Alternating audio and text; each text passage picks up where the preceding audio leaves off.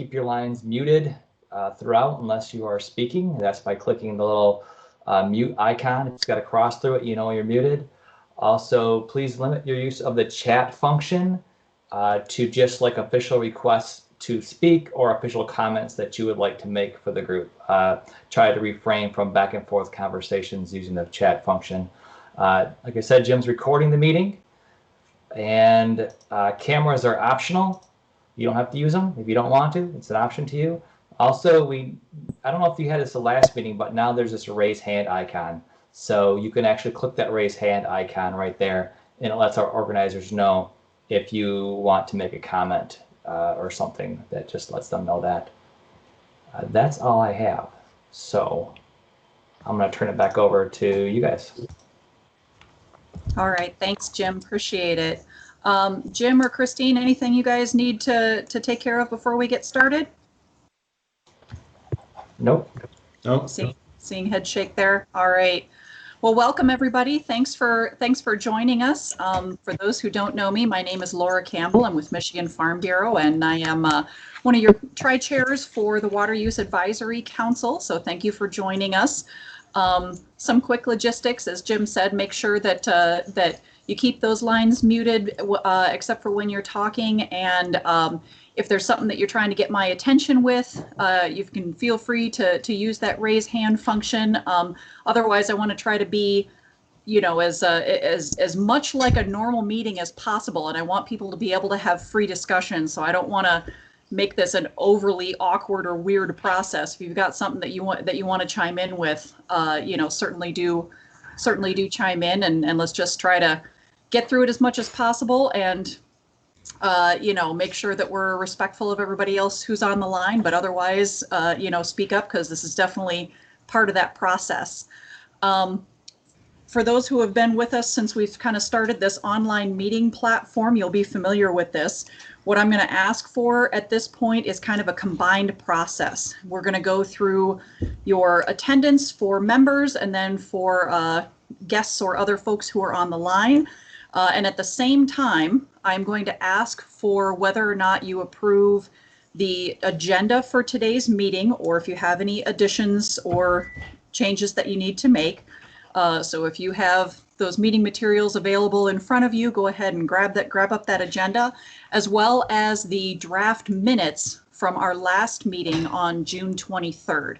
So I'm going to ask you for all three things at once. If you're here, or if your alternate is here, if I call a member's name and you are an alternate here in place of the council member, go ahead and speak up, whether you approve the agenda or want to make changes, and whether you approve the last meeting's minutes or need to make changes. Okay? All right. I'll try to get through this and make it as non-painful as possible. Margaret Bettenhausen.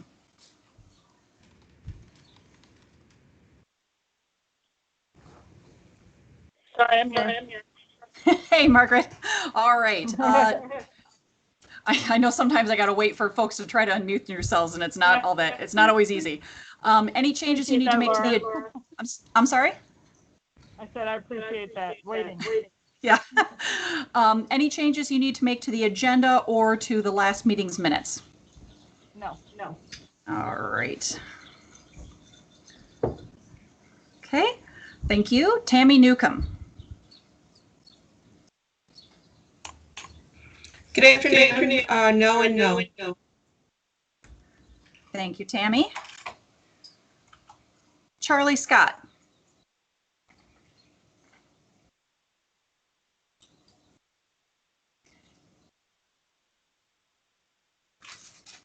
Christine Alexander. Good afternoon.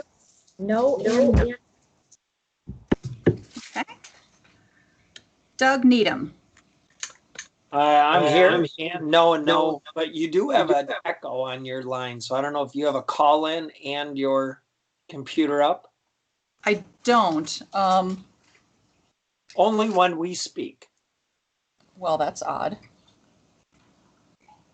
How bad is it? Any better now? I didn't hear when I spoke. There's a number of other people on the other line, the link that you sent before. I was just over there. Okay. Jim or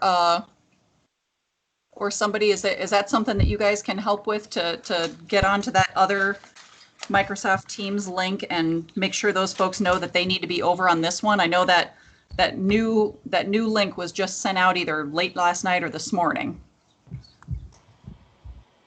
Christine Spitzley, do you want to do that, or do you want me to? I can do that. Go ahead. Thank you. As long as you guys can keep track of the votes right now. Yep. Okay. Are you guys still hearing an echo? Nope, it seems to have been all fixed. Okay. Yeah, it's working now. I think it was your volume was too high, Laura. Okay. All right.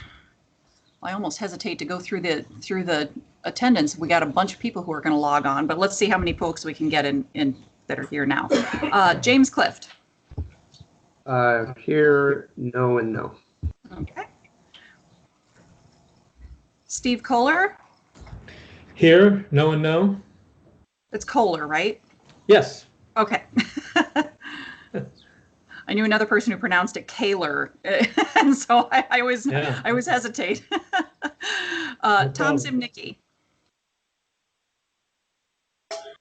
Here and no and no. Okay, thank you.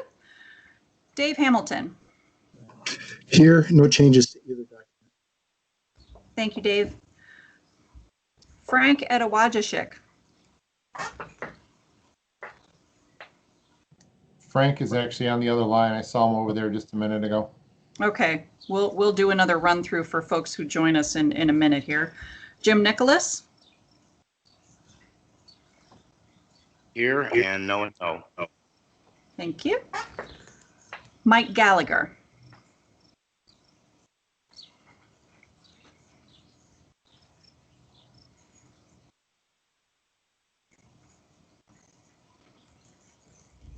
Okay. Pat Statskovitz.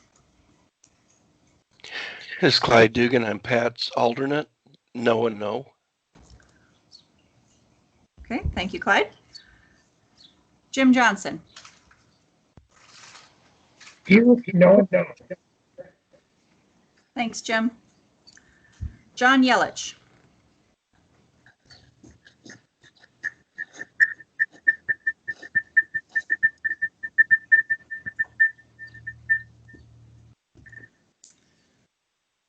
Brian Eggers. Here and no and no. And no. Okay. Brian Burrows. I'm present. My alternate Taylor Ritterbush is also present, and I am good with the agenda and the minutes. All right, thank you, Brian. I also do not have any changes to suggest. Scott DeBow. Here, no and no. Okay, thank you. Mike Gallagher, I saw your hand up there. Did you just join us?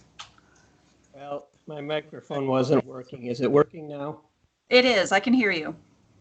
Okay, then I'm here and no and no. Okay, thanks, Mike. Buddy Sebastian. I am here and no and no.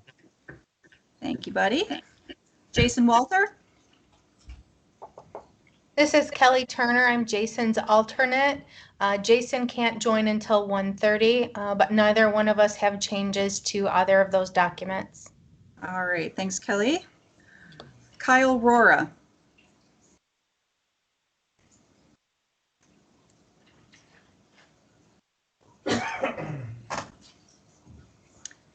Tom Frazier. Here and no changes. Thanks, Tom.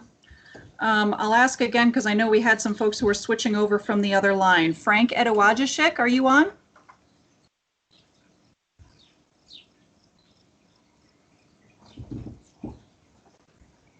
How about John Yelich?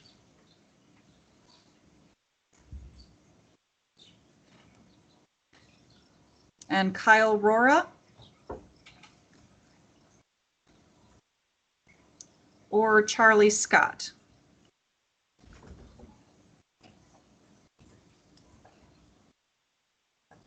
Okay, I'm not hearing from those folks, so let's identify other folks whose names I have not called on the line.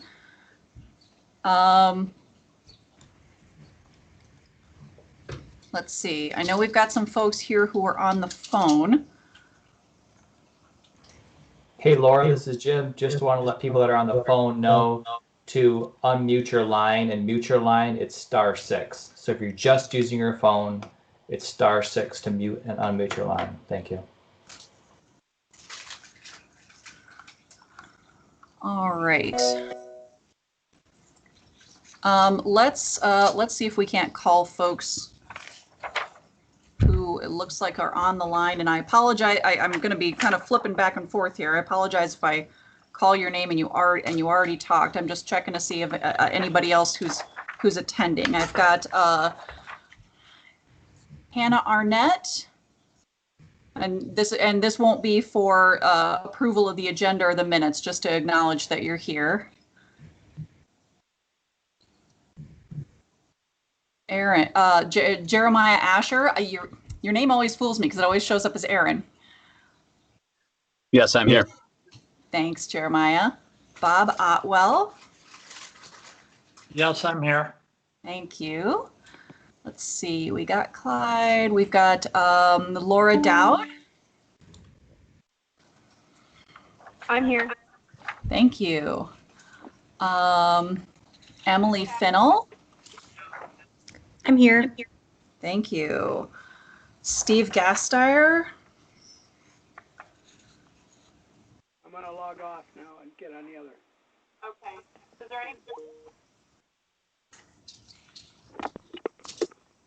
Ralph Hefner. Hi. Yep. Hi there, Ralph's here. Hi. And was that you as well, Steve? Yeah, I was struggling with my mute button. That's all right. Sorry to go a little quick for you. This is Frank Edowagishik, and I've been on Frank. the other line, and I've been there waiting for all of you guys, but we finally got over, so I just came on, so I realized it went by me. I'm present. Oh, thank you, Frank. I'm also taking if you've got any agenda items to add or any changes to the minutes. I agree with the agenda and no change to the minutes. Thanks, Frank. Appreciate it. All right. Jacob Souter.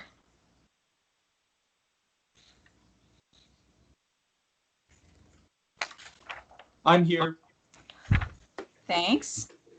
Let's see. Clayton Juperi.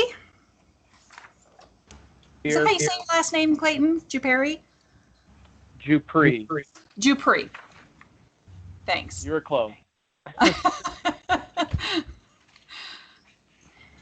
And I've got Andy LeBaron. Jim Milne. Jim Milne. Got David Lush. Here. Hi, Dave. I've got Mike Frederick. Here. Now, Mike, I have you on here twice. Are you? No, are you logged I was into... having a technical difficulty and I got off the other one. So. Okay. All right. Very good. And Jim, I've got you. Both Jims. Rochelle Van Deventer. Yeah, Rochelle Van Deventer with Maida. Van Deventer. Thank you. All right. Teresa Seidel. Good afternoon. Hi. Nathaniel Schuff. Yep, I'm here. Okay. And Steve, I got you. Taylor, you're here with, and Ben Terrell. Here.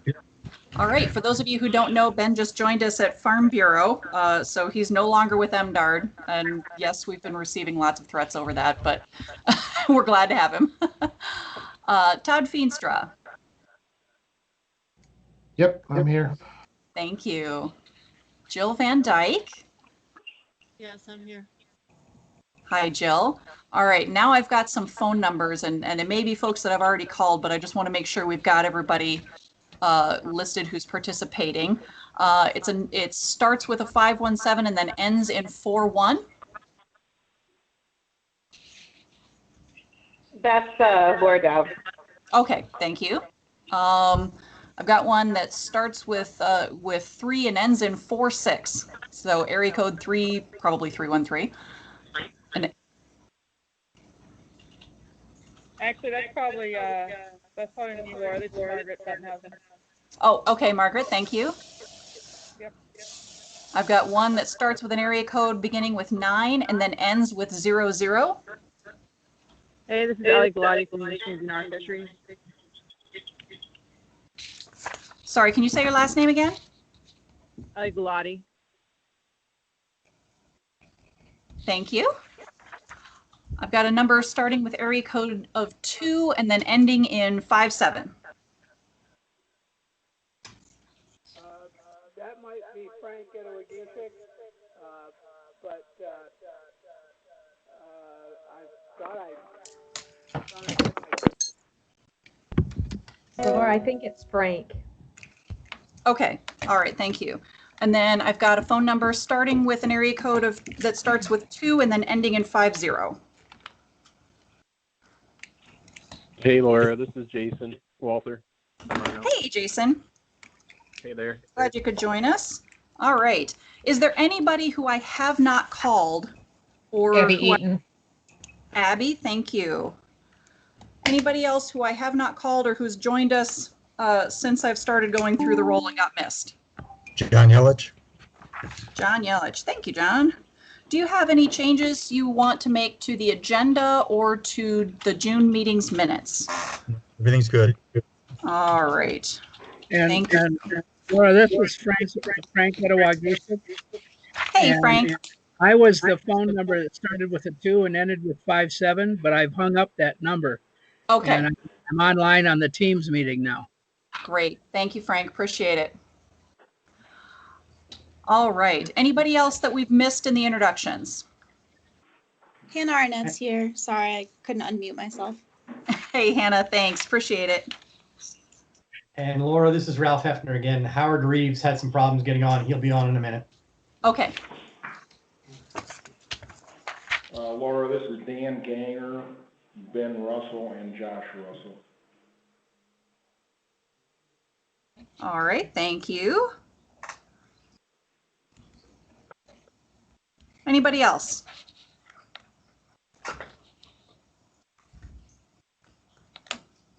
All right, hearing none. At this time, I'm going to ask if there are any public comment items. This ideally we want to make about agenda items for today. We'll have another opportunity for kind of a more open dialogue for other topics if folks want to bring those up at the end of our agenda. But for right now, if there's anything related to the agenda that we need to take public comment on, we can do that at this time.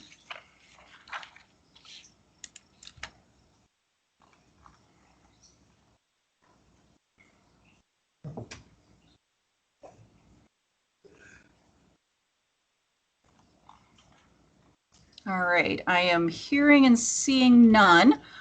So at this time, I'm going to turn it over to my co-chair, Brian Eggers, to take over the next segments of our agenda. Thanks, everybody. Thank you, Laura. That's quite a test going through that list. So we're going to kick off the active part of the agenda now with the program staff update. Jim Milne will lead us. Jim? Okay, hopefully I'm unmuted, and hopefully those of you on computer should see a PowerPoint that says agency update. Yes. Great. Okay, good afternoon. This is the agency update for Eagles Water Use Program.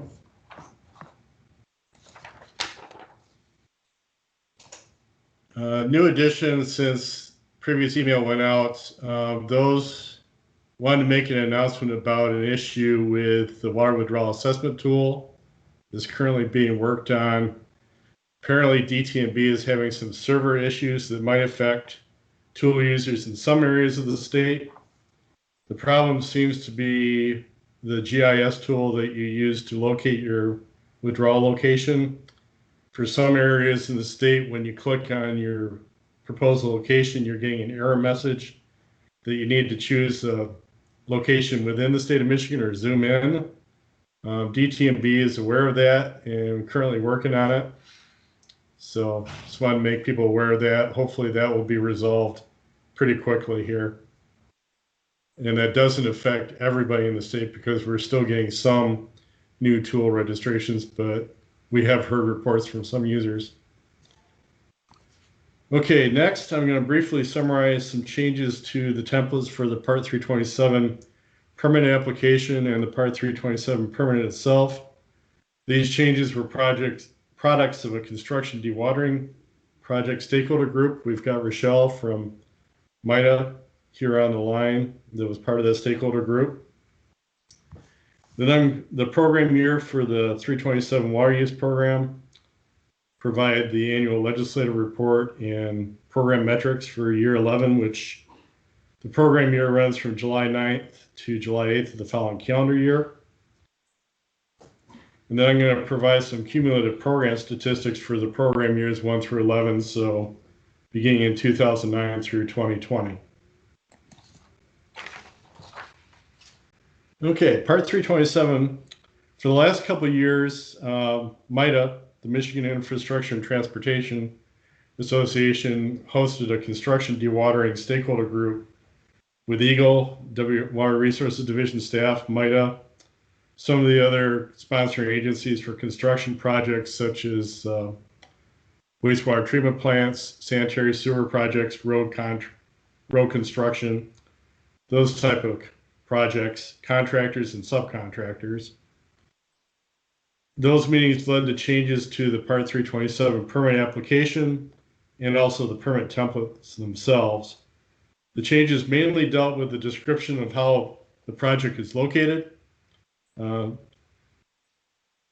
old template just had a single point lat long coordinates, but some of these construction projects in roadways, road right-of-ways are linear, and others, they may put in corner points on the polygons.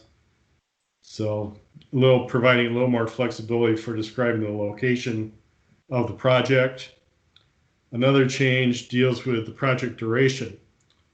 Most Part 327 permits are for long-term water use projects, so there typically is not an end date to the permit. However, these construction dewatering projects are shorter terms, so when we issue a 327 permit for construction dewatering, the permit will have an end date for when they're supposed to shut down the project.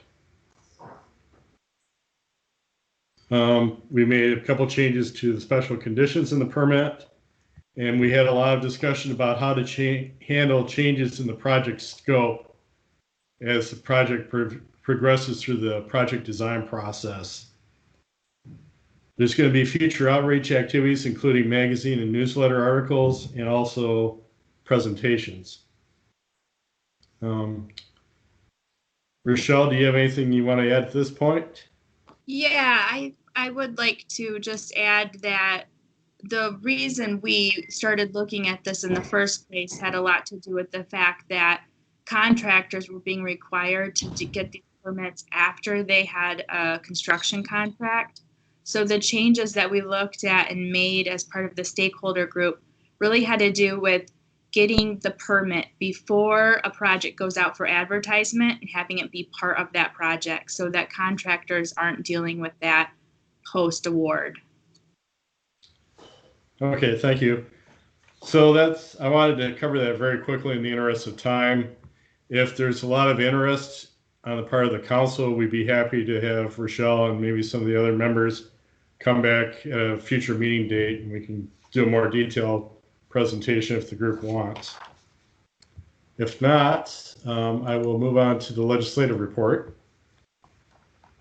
The statute asks for some metrics in our annual report to the legislature that are different from the metrics that you're used to seeing when we report to the council meetings. So for this past year, the number of Zone C site-specific review requests, 49. It asked for how many of the SSRs changed the risk status from Zone C to B, 8 of those. And how many SSRs changed from Zone C to Zone A, 7. How many Zone C SSRs were denied? 0. It also asked the statutory deadline for completing SSR is 10 business days, and we're supposed to report on our timeliness. So 56 of those SSRs took more than 10 business days. Number of Zone A tool registrations, 31. Also 31 Zone B tool registrations. We didn't have any voluntary requests for site-specific reviews. I don't think we've ever got one of those. And then the total number of registrations, both the tool and SSR, 426.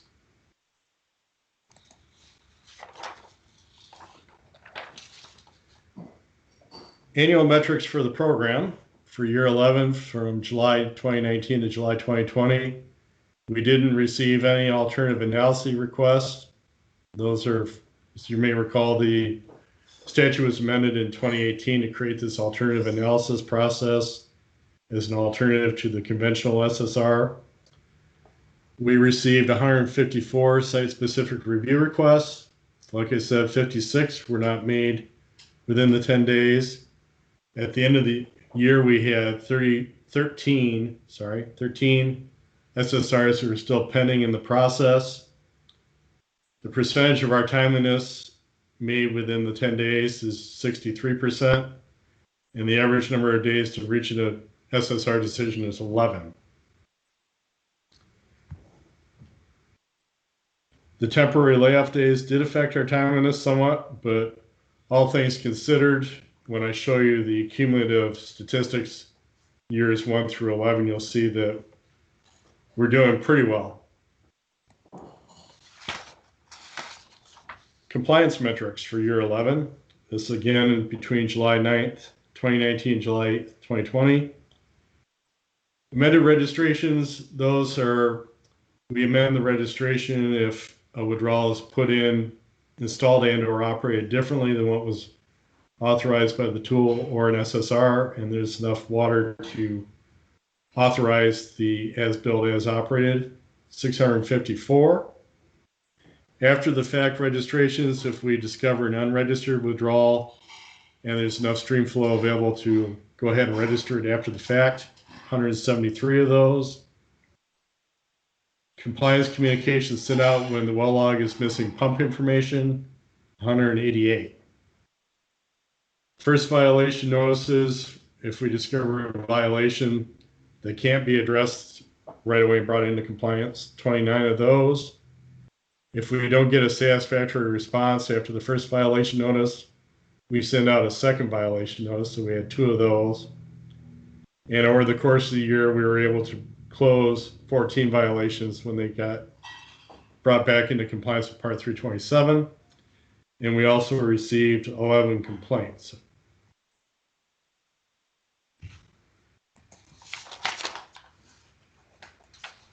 Public water supply pre-screening reviews. Jill Van Dyke works with our drinking water division in Eagle to do pre-screening reviews. Essentially an SSR is done under the Safe Drinking Water Act. It's administered by Drinking Water Division, but their standards include complying with the Part 327 criteria in addition to their own criteria. So essentially we're doing an SSR for a proposed public water supply.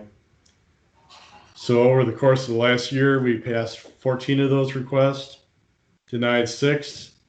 4 of those requests were retracted by the applicant.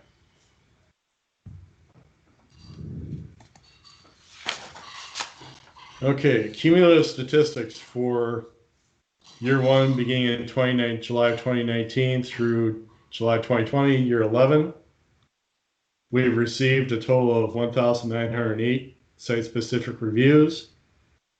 We've authorized 1,392, and 173 were received but authorized after the end of the program year. So say we get an SSR toward the end of June, the decision review period carries over to the beginning of the following year. To date, we've had 57 denials. The reason that's 57 as opposed to the 56 I quoted earlier in the legislative report, we had one that carried over into the current program year. 12 withdrawals are pending compliance and enforcement actions. And like I said, we have 13 that carried over from previous year that's still pending.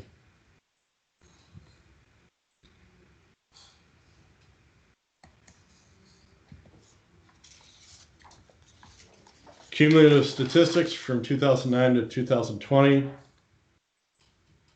Authorizations through the tool, almost 3,400. A little over 1,500 through site-specific reviews, so 4,910 total authorizations. The middle table row there, the business days from time of receipt. Again, remember the target is 10 business days. So we're back down to 11 being the average time to process an SSR. You can see that it got as bad as 60 in year 9. So since we've had additional staff brought into the program, we've been able to turn that around. And our timeliness percentage, the number of reviews done within that 10 business day, we're back up to 63%.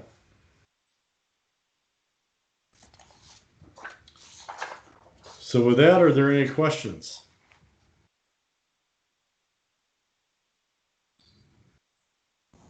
Hey, Jim, this is Abby. I'm wondering how the percentage of ag or SSRs has changed over time. Early on, it was very high percentage of ag. Has that changed as there have been fewer requests from that group? Still a very high percentage for the ag. Probably still well in the 90s. I think it's gone down a little bit as we're getting more site-specific reviews for things like construction dewatering, but still the vast majority of the water use in the state is for the agricultural water use sector. Okay. Thank you. Looks like John, it looks like you had your hand up. I did, Jim. I just wrote the note. Slide 13, you showed the classification changing from C to A and B to A. And does that mean more water? I don't remember seeing this in your previous report, so. Right there. Okay, yeah, I should. Yes. A little further explanation. The tool does not authorize anything in zone C or D.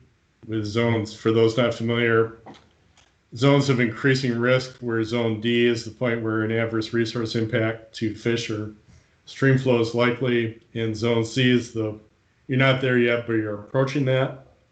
So the way the tool is designed, it does not authorize anything in zone C or D. They have to request either a site-specific review by Eagle or do the alternative analysis where they hire a consultant to submit the analysis for Eagle's review. So that metric, that second bullet point, 8 of those SSRs, the tool thought was, the initial result was zone C, turned out to be zone B after we got done with the SSR. And the third bullet there, 7 times we end up concluding that no, in fact, it's zone A, not zone C. I understand now. It triggers it to go ahead and reflect that you needed to look at an SSR. Right. Yep. Got it. Sorry. Tom Frazier, I think you had your hand up. Yeah, thanks, Jim. I wondered if you could talk a little bit more about the public water supply pre-screening reviews, in particular the 4 that retracted their applications. Can you tell us a little bit more about the circumstances of those? Well, that's Jill Van Dyke. I think you're on the line. Can you, let me phone a friend here. Can you jump in and provide any details? Well, on some of those, it's the fact that they decided that they didn't want to go ahead with the project at the time. It was a future project, so they decided just to pull the whole request.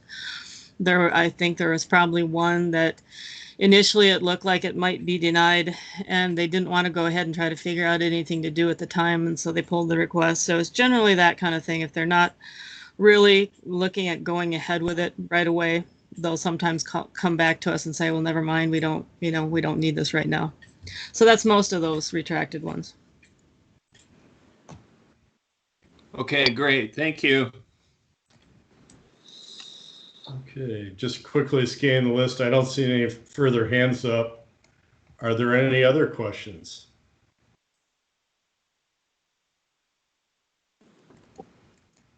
Not hearing any. Jim, are you ready to move right into depleted water management areas?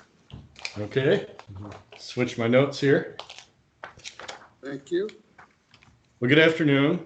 I'm going to give you an update on the status of depleted water management areas in Michigan, where the stream flow is currently depleted into Zone D, where the point where an adverse resource impact to stream flow or fish populations is predicted to be likely.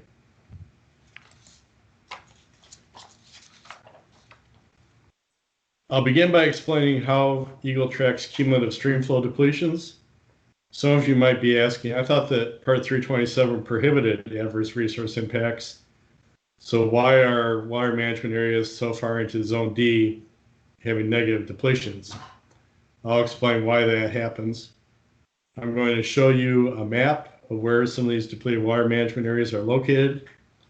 And I'm going to show you a summary table of the depletion status of those water management areas and talk briefly about what steps Eagle staff are taking to address those depleted water management areas. And then hopefully there'll be time at the end for any questions and further discussion. So cumulative stream flow depletion tracking, state of Michigan maintains a database where we track the cumulative stream flow depletions broken down by water management area or the sub-watershed level. That table is updated every time the water withdrawal assessment tool authorizes the depletion. It's also updated when we authorize withdrawals through site-specific reviews, alternative analyses, or permits. If we have expired registrations or withdrawals that are canceled, those depletions are credited back.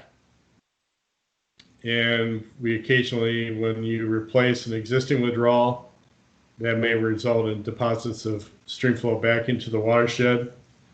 So if you think of the cumulative stream flow depletion balance like a checkbook balance, it's the dynamic process where there are ongoing debits and withdrawals, deposits and withdrawals happening.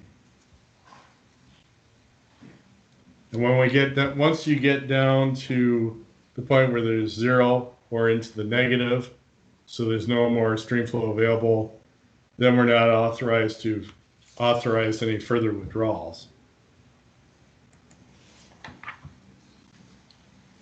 So why are these watersheds in Zone D? Well, a number of them are accounted for by the bedrock autopass feature. The Council's 2014 report had a more in-depth discussion of the bedrock autopass feature. In the interest of time, I'd be happy to discuss the bedrock autopass with you outside of this meeting, but I will have a follow-up slide that gives you a very brief summary of that issue. When we have a violation of Part 327, that may result in kicking a watershed into Zone D. If we've got pending site-specific review requests that are proposing to withdraw more water than is currently available, that kicks it temporarily into Zone D until either we have to deny it or we work with the applicant to modify the request or find some other means to get additional water back in the watershed that would allow us to authorize that. Similarly, if we've got pending public water supply pre-screening reviews or other causes.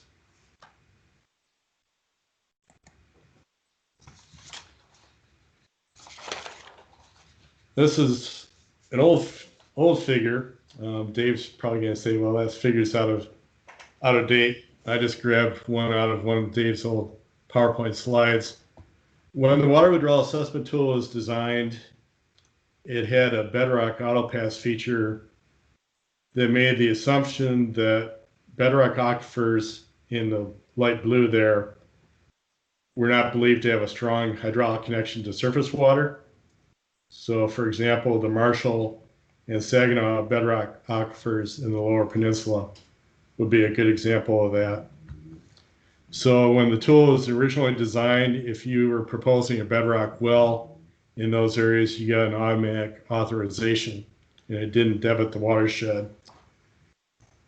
Over the course of the program, as we did have more geologic information available and did some geologic reviews in some of those watersheds, we found that, in fact, some of those bedrock aquifers are hydraulically connected in some areas. For example, around the Marshall area, where you've got shallow bedrock being connected to the stream flow. So that bedrock pass feature was disabled in 2013. When our geology review concluded that, yeah, in fact, the bedrock looks like it is hydraulically connected to stream flow, we went ahead and accounted for those depletions in the cumulative depletion total. I should mention, however, that Part 327 does have a rebuttable presumption that if your withdrawal is authorized by either the tool, a site-specific review, or an alternative analysis, that there is a rebuttable presumption that applies that your withdrawal, once authorized, is not going to cause an adverse resource impact unless the department is able to show through a preponderance of evidence that, in fact, yeah, it is likely to cause an ARI. But in the interest of having the most accurate stream flow depletion, we don't want to make it any worse by ignoring bedrock wells that in fact are likely to deplete stream flow. So we've adjusted those depletion totals to have the most accurate total available.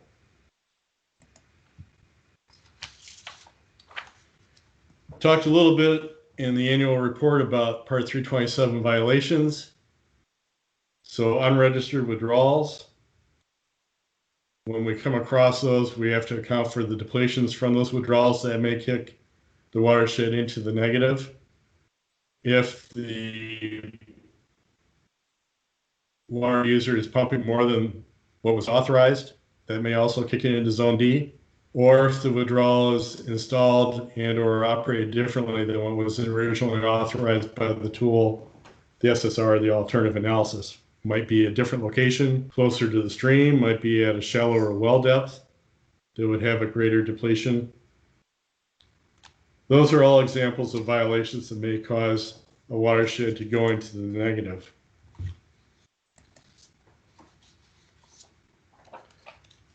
So this map shows some of the watersheds that are currently in Zone D. The polygons that are outlined in bright red, those watersheds are still in the negative even if we pull out depletions attributable to pending SSRs. So even if we were to deny any pending SSRs in those watersheds, they would still be in the negative. The lighter pink polygons without that bright red border, those are watersheds that are currently in Zone D, but maybe when you pull out the depletions, that may kick it back into the positive, or at least back to zero. So this table is the status of the watersheds as of August 13th. We've got them arranged in order from the greatest negative depletion to the least at the bottom. The bright red font are watersheds where there are still going to be in the negative even with if you back out the pending SSRs. So over here in the left-hand column, the name of the watershed where it's available. If that watershed happens to have a USGS stream gauge, for example, Dickinson Creek, 3452 in Calhoun County, we've got a new USGS gauge near the mouth of that watershed. We've added that with the gauge number. So anyone is able to go to USGS's website, put in the station number, and you can see real time that stream flow record for that gauge. They have the watershed number, the county, the stream type, based on the water temperature. Next column is the index flow that has been converted from cubic feet per second CFS to gallon per minute. That's the index flow. That's either the original prediction by the tool, or if we've had a stream index flow review, the resulting index flow from our hydrologist. The next column, the current depletions, and then depletions, how much of that depletion is attributable to an SSR. For example, in 10018, the south branch of the Kalamazoo, that minus 371, that's not accounted for by pending SSRs. And that one, the comments next step, that's an example of a bedrock autopass feature where we had to go back after the fact and account for the depletions for bedrock wells that we believe are hydraulically connected to stream flow. Next row down, Kalamazoo and Allegan County, that one, we've got a pending SSR. If you back that out, 3 pending SSRs, I should say. When you back those out, that would actually kick it back up to a +1. And that one, right now, we're doing a perennial versus non-perennial stream review. That's where we have field staff going out on the ground and seeing, are there any stream reaches in that affected watershed that don't have flow year-round? If so, then those reaches should be truncated because the groundwater model is used by the tool and SSRs. We're looking at the distance between the withdrawal location to the nearest to all the stream reaches would flow year-round. So that backing out, removing those non-perennial stream reaches may change the stream flow depletions.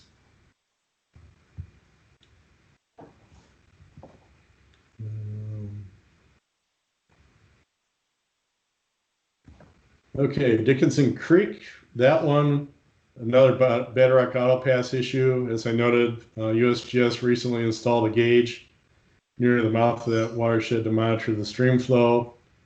We've got a couple pending SSRs on there, and that one currently, a consultant is working with the current property owner to come up with a proposal to collect some additional data to better characterize the groundwater and or stream flow in the area.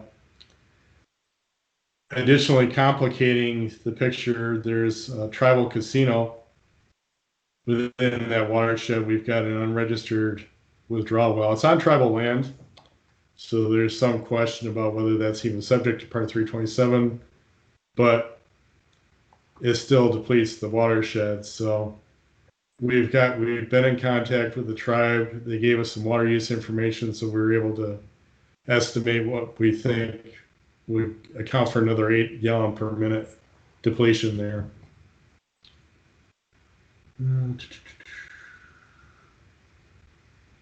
Number of pending SSRs.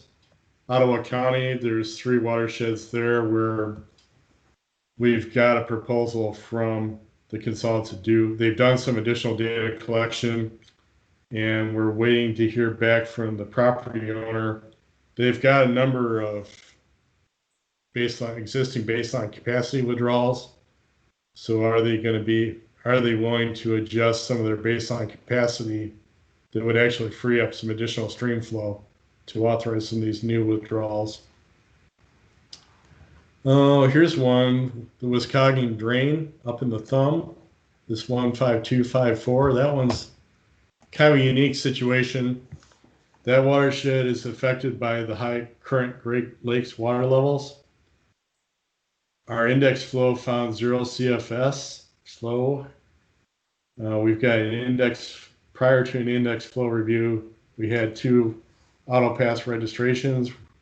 We're waiting on some additional information from the property owner, and we have staff out there doing perennial versus non-perennial determinations. So that one's kind of an oddball. So that's a lot of information. We can provide the PDF, that map and the summary table for you to look at on your own time there. Be happy to answer any questions. Dave, I see you have your hand up. Dave Lush. Yeah, Jim, on that Wisconsin drain, if it's affected by Great Lakes water level, doesn't that mean that it's a watershed that drains directly to the Great Lakes and we don't regulate it?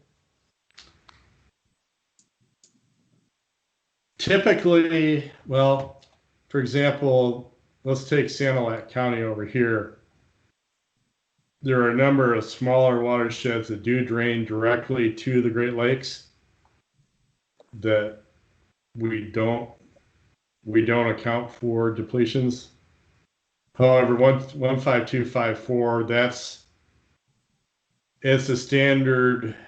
It does have surface water draining to Saginaw Bay. However, in the current high water levels, that flow is actually backed up partway up into the watershed. So it is just an oddball scenario. Does that answer your question, Dave Lush? I guess I'm still not sure about the criteria for the drain directly to the Great Lakes, which I believe in statute are not to be regulated. Okay, well, I'd be happy to talk about that further with you offline in the interest of time. Yeah, that's fine. Okay, Dave Hamilton, I think you had your hand up. Yeah, yes. Jim, thank you for giving this presentation. I think this is a really important topic. And I think your presentation's raised more questions in my mind than it has answers yet, but I think that's okay.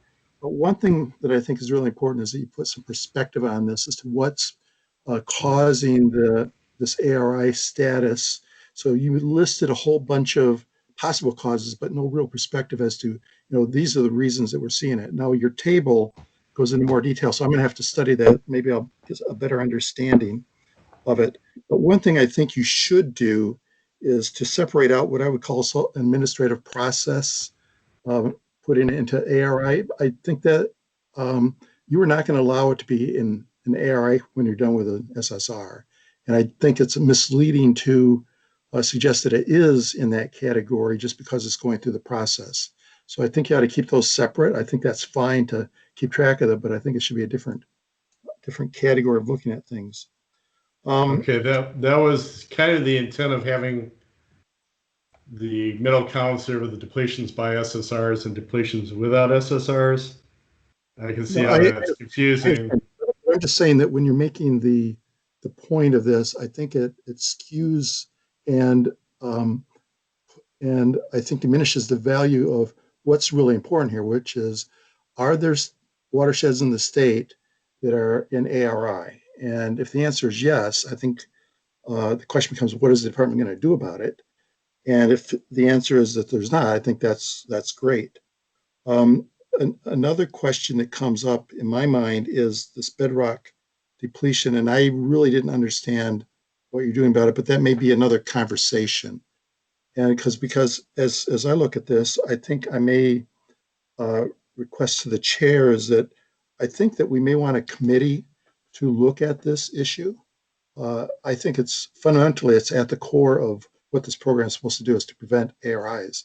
So if there are some ARIs, I really think we should look at it and work with the department and maybe try to help decide what can be done. If some of it's artificial, if some of it is, we're not really sure what's going on, I think we should dig into it. One thing, Jim, on the bedrock depletion, how confident are you in the depletion calculations that you're making that it is in fact bringing a watershed into an ARI status?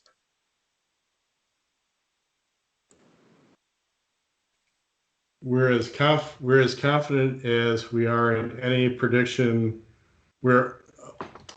Any prediction by the groundwater models of what the stream flow depletion would be, and as confident as we are in the cumulative stream flow tracking in that watershed.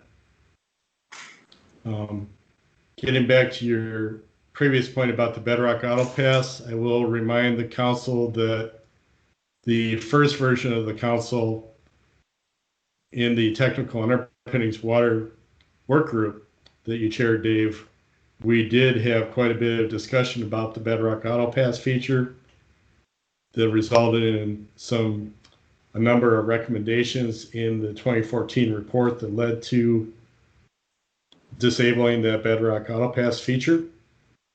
I'd be happy to have further discussions in the work groups or outside of the meeting here. And I guess, Jim, I do not question that decision. I think that was a good decision. And I understand that. What I don't understand is how we're apparently saying some watersheds are in an ARI zone, zone D, because of that. And again, I think I'd want to dig more into this, but it's troubling and it's unclear to me that if it's actually happening or not. Okay. Well, the agency's reasoning for doing that to err on the side of protecting the resource, we made the decision to account for those depletions that would be caused by the bedrock autopass withdrawals. If we're confident in our geology review that, yeah, it looks like the bedrock aquifer is hydraulically connected to stream flow, then I think it would be misleading to not account for those depletions in our cumulative depletion tracking, which might potentially create a scenario where we authorize future new withdrawals when we really shouldn't have, because the bedrock autopass withdrawals are already depleting that watershed. That would, in my opinion, that would further exacerbate the problem, and with that rebuttable presumption, takes away some of the options for dealing with that. So that's, in a nutshell, that's why we're doing it that way. But I'd be happy to have further discussions within the committees. Yeah, and Jim, I also agree with that the idea, the concept that you're working under. I think that's good. But anyway, I would request to the chairs that we assign this one of the committees to dig into, because I think it's an important topic.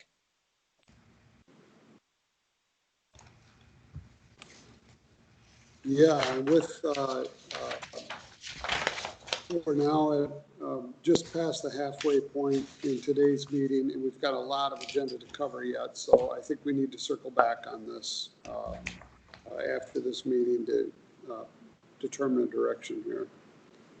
I don't see any other hands up right now. Are we all set? Anybody have anything else for Jim? Just one question. This is Buddy. Question. Jim, have any of these depletions been proven with any science or geology, or are these just all based on the tool and modeling?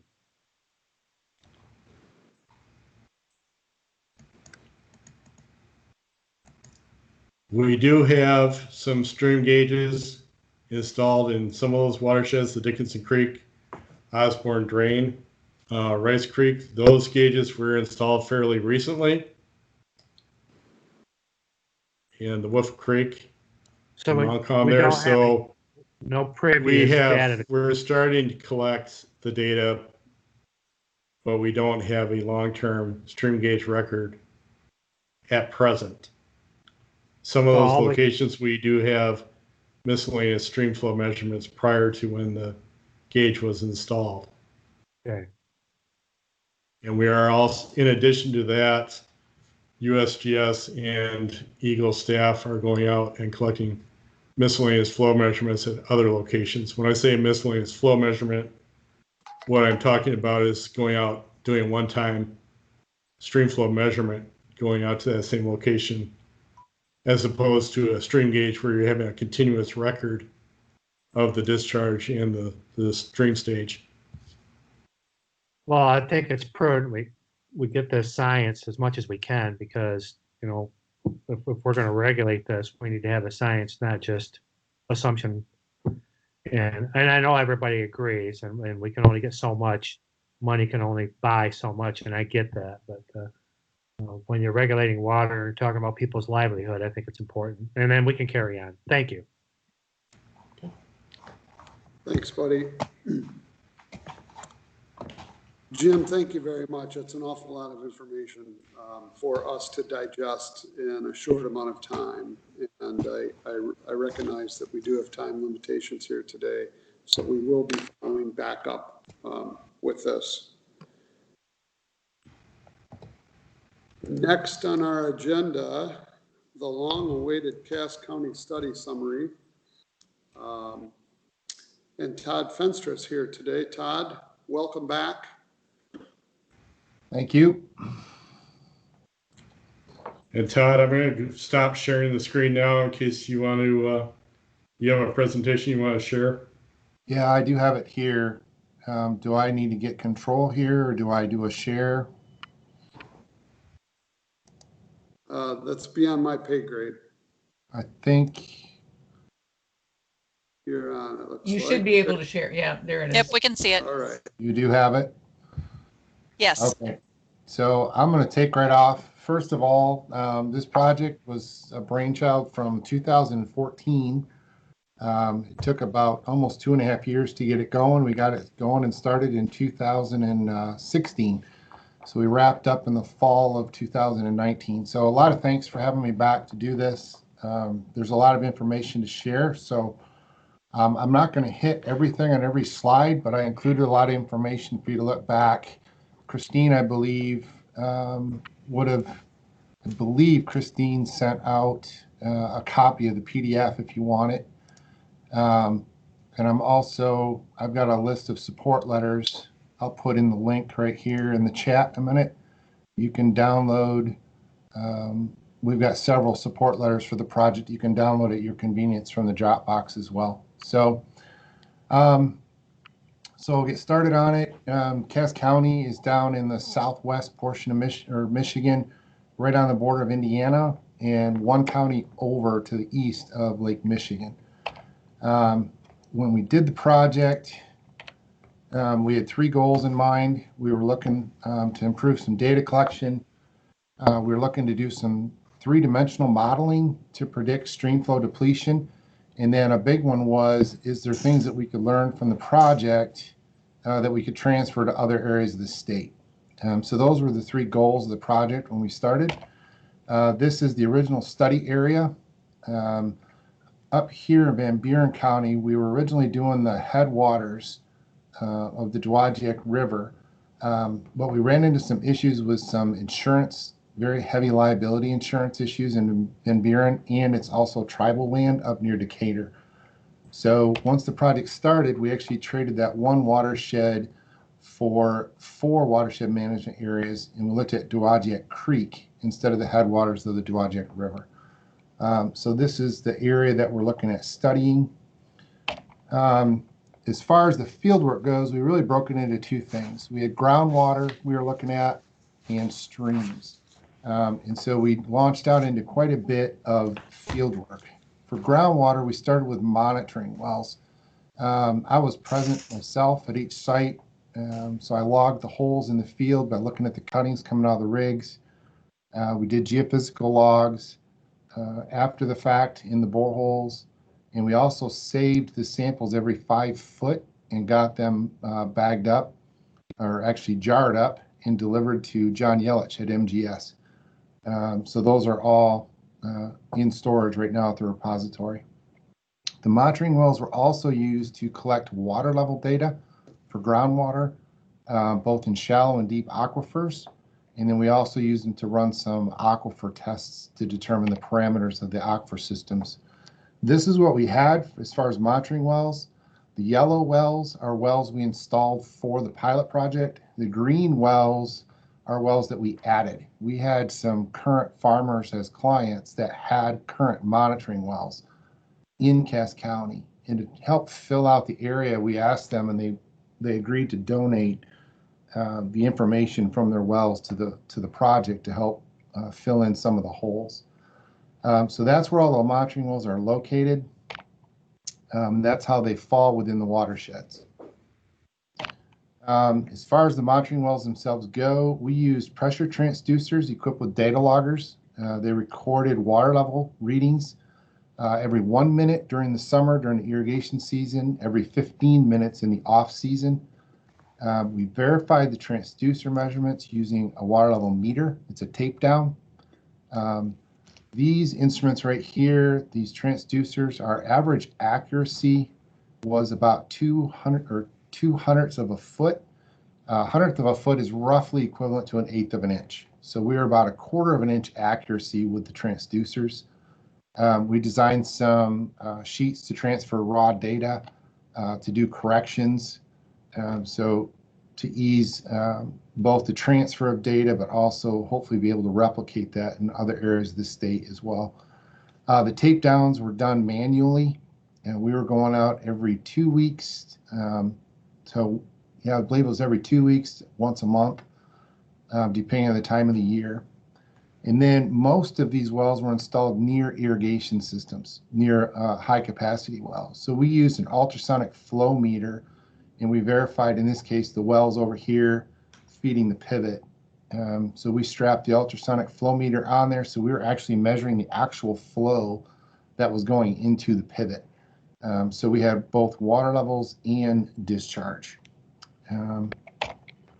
This is what some of the data looks like. This is a well we'd had in prior to the study, and you can see the scale over here is 5 foot to the major marks and 1 foot on the intermediate marks. We actually have 6 irrigation seasons of water level records here now at this field. This is up near WUAC. And a lot of interesting information comes out of this. You can see seasonal variations. Sometimes you see water levels increasing during irrigation, and sometimes you see them decreasing during irrigation. A couple different times that happened. We can also see these wells are located pretty close to the monitoring wells, within a couple 100 feet, the monitoring wells by the irrigation well. So we can actually directly measure the interference effects when the pumping well is running. One of the major questions I wanted to point out that we struggled with for about 6 months at the committee level, we had a steering committee and a technical committee. I'll show a list at the end of the presentation who was on those committees. We struggled with the accuracy of the water level measurements, and how accurate do they need to be was an important question. Another important question was what represents a significant change in water level? And then as part of those and coupled with those questions is, when we take these water level measurements, what are we using them for? How accurate can we actually predict? When we do an aquifer test, how accurately can we predict interference effects, especially at distance away? So those were 3 questions that I would definitely say down the road should be things that are looked at. If you're considering a project, and these questions are really important to answer up front, I believe. So along with that, one of the questions that came up was we used those Solinsed transducers. There was a question about how accurate those actually were. So what we did was we actually, for this project, we put 3 different brands of transducers. Both the Onset and the Solinsed are non-vented, and the In Situ is actually a vented probe. We put all 3 of them in the same well, and it's been ticking away since January of 2017. And all 3 plots are right on top of each other here. So we were trying to demonstrate that with good field techniques, and even with the advances in technology, we have probes, multiple brands. All 3 of these are commonly used by consultants. They give us really good, accurate data for what we're doing. So that was a big deal to learn and go through that. We're continuing on with that. I intend to let those go until the probes die, basically. So we should have 5 to 8 year running record with 3 probes, all in the same well. When we do look at this, this is another well right near WUAC. In some cases, this well in particular was put in for the project itself. And in some cases, what we had was we had nested sets of wells. So this monitoring well right here is actually the deep aquifer, which is screened by the irrigation well also. In this location, we put a shallow well in. And so the orange here represents the shallow monitoring well. So we had two aquifers separated by an aquitard. So two high flow systems divided, separated by a lower flow system. Water flows downhill. So the gradient is actually from the upper aquifer from the lower aquifer up towards the upper aquifer. But the other reason for putting this in is you can clearly see when irrigation is occurring in the deep aquifer. And we wanted to see, is there actually measurable impact in the upper aquifer? So in this case, you can clearly see we're really not seeing much, if any, impact. We had 5 nested sets. 4 of the nested sets were very similar to this with little to no impact in the upper aquifer. One of them, we had a clay layer that pinched out at distance away, and that actually interacted. They were virtually identical. So we did have both scenarios. So it was really important to look at the geology of the system. If I advance this, we look at a closer look at a set of the irrigation cycles. You can see each time the irrigation system was turned on, we can actually count the number of times he ran the system. And also zooming in gives us a better ability to try to judge, is it actually being impacted by pumping from the deeper aquifer. The other advantage to look here, I'm going to back up one slide a minute to clarify something. Not only do we have the groundwater levels, but on the bottom, this represents precipitation. So you can see what the rainfall is at the nearest weather station. So if we go back here, if we look at an individual cycle, we chose this one right here. There was no rain in the days before it. It's a nice, clean, isolated cycle. And then we do an aquifer analysis on the data. We turn the well on, and the water drew down about 6 feet in the monitoring well. Here's where the well shut off, and you can see the recovery. The other thing that we do internally here is we take this information on recovery and we flip it upside down and we plot it as drawdown. That's what the blue line is. And ideally, the blue line and the black line will intersect and lay right on top of each other. So it's a good way to judge whether the system recovers after pumping. Is there a delay? Does it recover in the same time period? So in this case, obviously, we had a very good aquifer that recovered in the same amount of time that it was pumped. We take that information, we put it into Octosolve.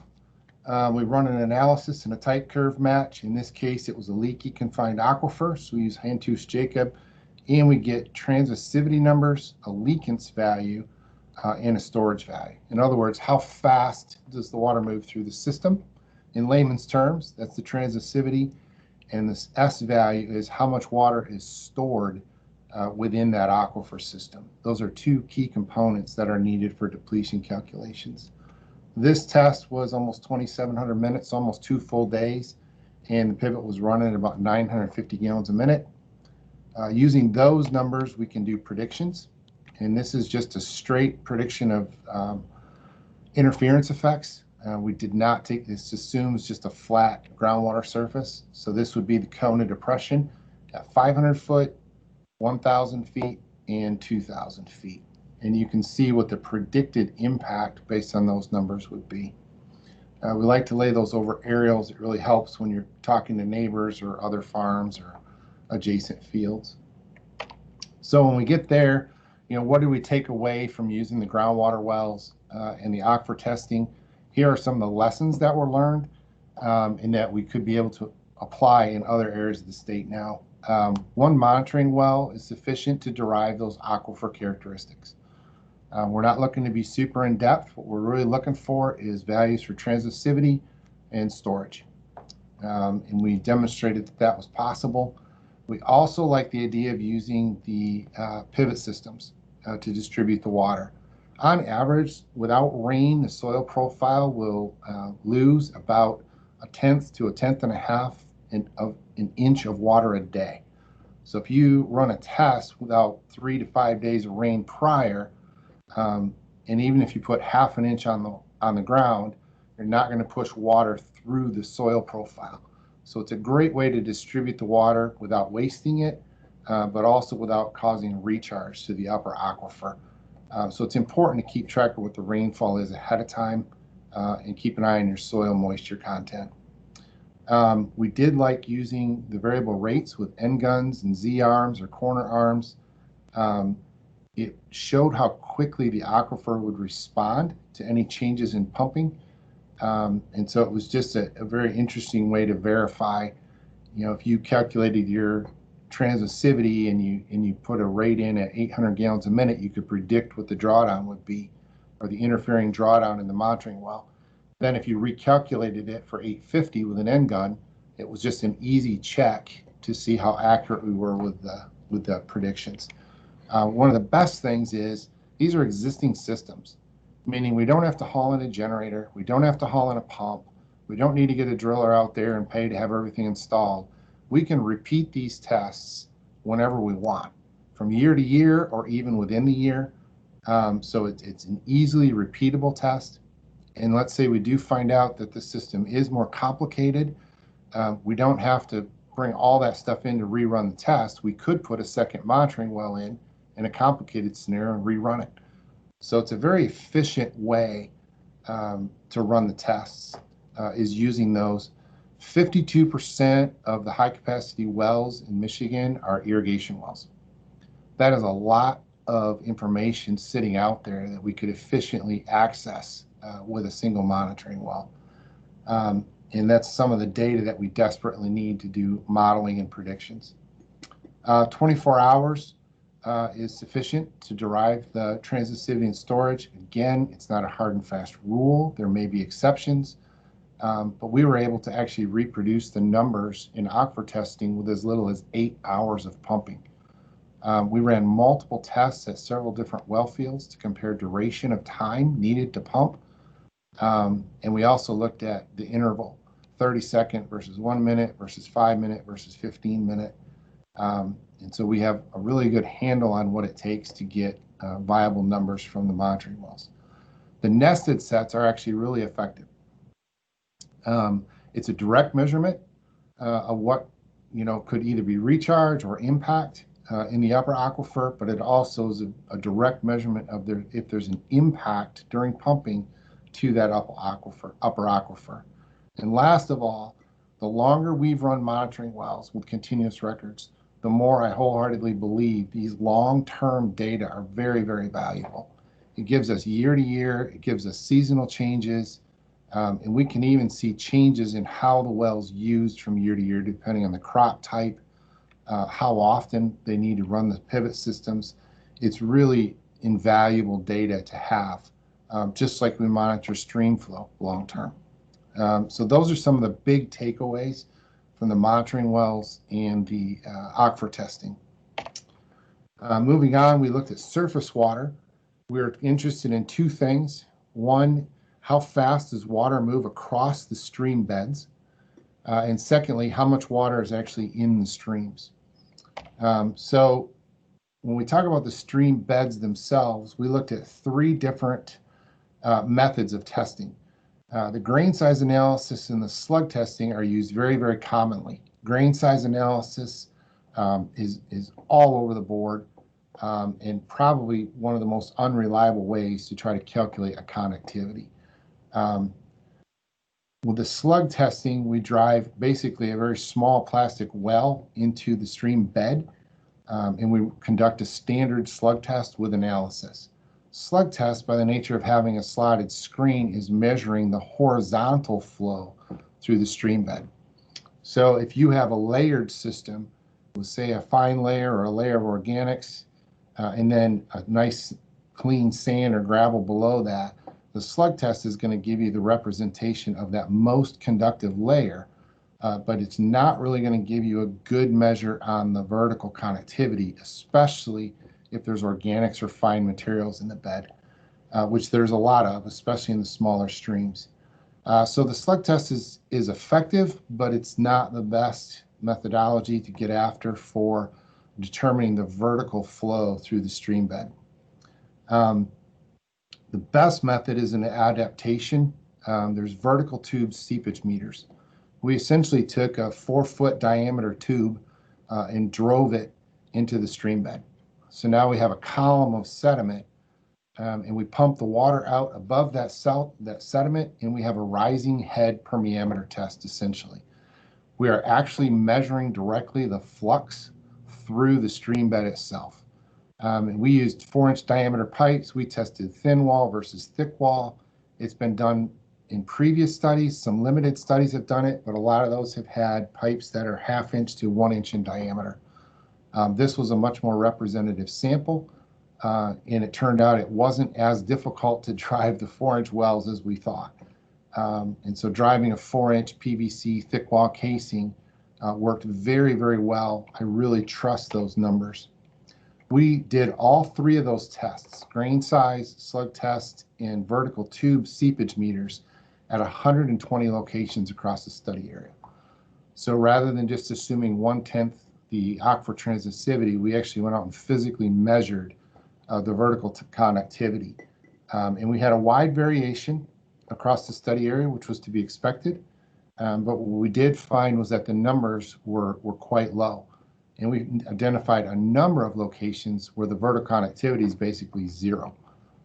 We did have several where it was pretty high, but still not 1/10 of the aquifer, the conductivity of the aquifer system itself. So it was very worthwhile to do. The vertical seepage meters are very effective and very efficient. I threw in a slide to show you what the slug test well construction looks like. I didn't bother with the vertical tube seepage because it's just a pipe. So that's pretty basic. And then I listed out, the significant conclusions about the 3 tests. In effect, the vertical tube seepage meters are far and away the best tool. They're very effective. They're very efficient with both time and cost. The other test that we tried and attempted that utterly failed was we tried barrel type seepage meters, where you cut a 55-gallon barrel in half and you have a bag where we're watching whether water's flowing in or out of the bag. The nature of the stream beds with a lot of gravel and the fact that we did this in higher velocity sections of the channel made the barrel meters impossible to use.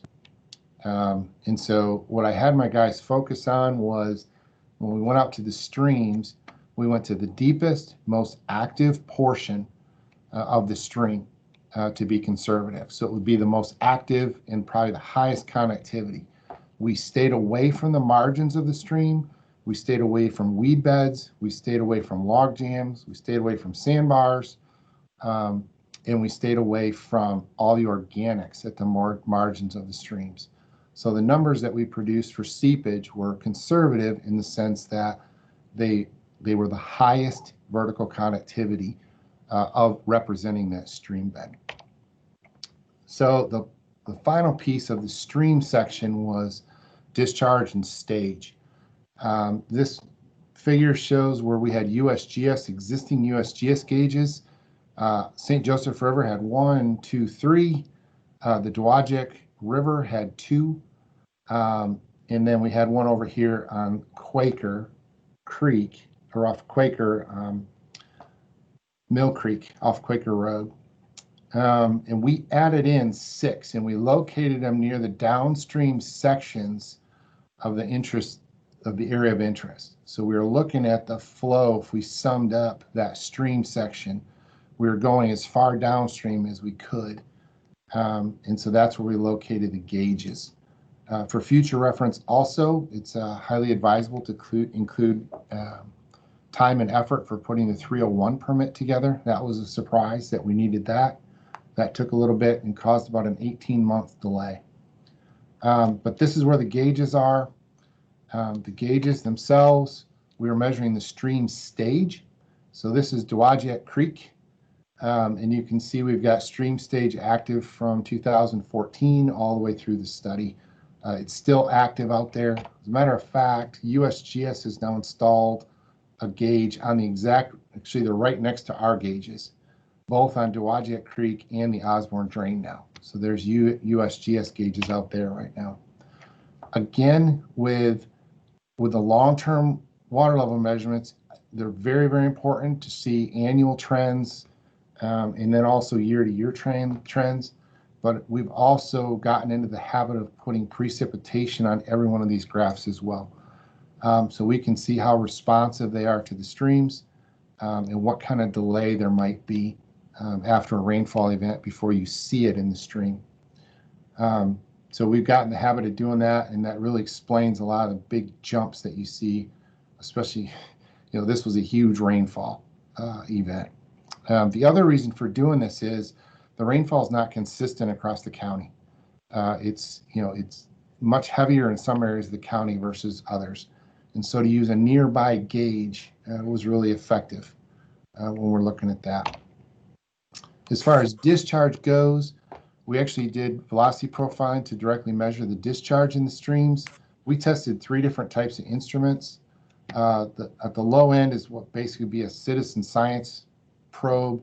In the middle would be the USGS with the pygmy meter, and then at the higher end is the Flow Tracker 2. Jim, I believe your staff uses the Flow Tracker 2 when they go out and do their sites. I know Leah Clark did it. I'm not sure who's doing that for you now. Yep. Yeah, we do have both the previous Flow Tracker 1 model and the newer Flow Tracker 2. So Clay Dupree and some of my other staff, we got to get them trained by USGS, but they're out there. Also, Mario Fusco's hydrologic studies unit. And then we have USGS, cooperative agreement with USGS, where USGS personnel are going out and using the Flow Tracker 2 to collect their own flow measurements. Yep, and I think the USGS actually uses the ACDP as well, where they can pull it across the stream. In either case, what we did was every time we went out and did a discharge measurement, we used all 3 meters. So we would set up our tag line and we'd go run one right after another. So we could directly compare the 3 meters. We used the same personnel, the same location at the same time. So we minimized the variations between them all. And what we found was very similar to what Trout Unlimited found in their study when they compared the flow tracker to the global flow meter. What we found was a really good linear regression between the meters. So they give different results in different total volumes, but the regression analysis says that we can actually correlate the meters to each other. So this is the flow tracker versus the pygmy. This is the data from our study. And this is actually the pygmy versus the global meter. So each meter has its strengths and weaknesses, whether it's cost, whether it's cold weather. Some of them are good in slow currents, some are better and faster, some are better with weed beds or a sediment load or algae. Each meter's got strengths and weaknesses, but the good news is, as far as I was concerned, that you could correlate all the meters to each other. So at the very least, even the citizen science meter could be used to at least give you the first glance whether it should be looked at in more detail or whether an index flow should be reviewed. So, but having said that, I would also say there's no way I would ever recommend trying to do any sort of a study or an official determination of index flow or anything like that with a global flow meter. It's a good citizen science meter, and it's a good first up warning if there's anything wrong. So a whole lot of significant lessons here as well. I'm not going to go over them all. You have the PowerPoint. If you want to go through them, great. The global water meter is about 17% higher than the pygmy, but the pygmy is about 7% lower than the flow tracker. Again, I would say that the long-term stage levels are very, very important. And I would also say that it's very critical to superimpose the precipitation data on the stream gauges. Very, very important to do those two things. So in all, our field work, this is all the field work that we did for the study. There's quite a list there. I'm not going to go over all the lists. You can just see it for yourself or go back and look at it. We had a tremendous amount of data, tremendous amount of field work and experience. We set up a ton of templates for distributing the data that hopefully could be replicated in other areas so they can be directly compared to each other. Learned a lot of lessons. There's far more than I can cover in the presentation today. We had transferable technology. Remember, that was one of our goals. Brian, am I going too long? Yeah, I know, I understand, Todd, that you know, you're representing more than 5 years worth of exceptional science work here in about 30 minutes time. And I know it's a lot. So I just want to share with the group that the models committee is going to continue to work and digest all of this information. And I know we may have a lot of comments, a couple of them we can get to, Todd, but I'm going to ask that we hold off what we can for work with the models committee because of the volume of work here. And great job, Todd. Very good job. Well, let me finish the fieldwork section then, if you don't mind. Yeah. And then I will completely cut out everything related to the model. Okay. Basically, this is the transferable technology. Is related to field work that we can get through. You know, we could use all these different things in different areas of the state. A lot of great lessons learned there. We did, throughout this entire project, we had quarterly meetings with our technical staff and steering committees. We reviewed the progress. We did a data transfer every quarter. And every quarter we discussed not just the progress, but what were we learning with methodologies and did we need to do adjustments. The other thing that we did that was very valuable was we did 4 field days. We brought everybody out into the field that could come, and we demonstrated mud rotary drilling and sampling. And then we had, for 2 days, we demonstrated all the field work for the streams one day. And one day we actually took a bunch of members from the technical committee around with us and did a whole data collection round. So they got to go visit wells, they got to download the data, they got to see us process it in the office. So other than that, I think that's going to do it for me then, except what I will put up is, let me do this. I'm just going to go right through here and go all the way to the end.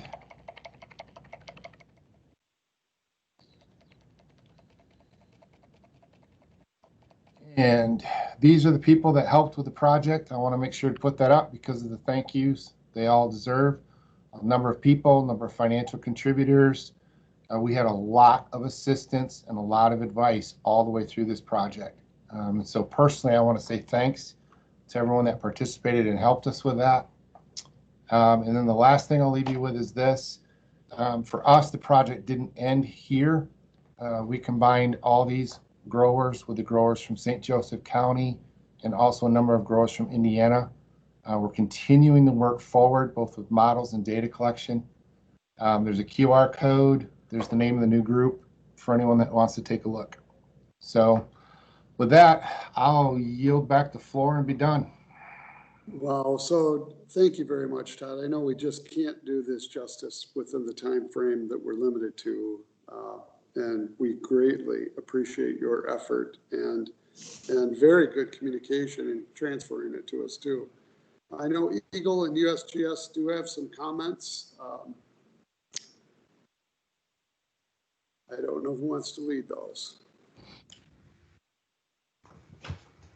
I will, Brian.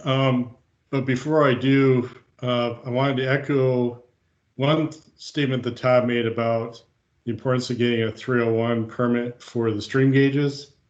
However, I want to correct a misimpression. I don't want to, it took 1.5 years out of the 3-year study to get the stream gauges installed.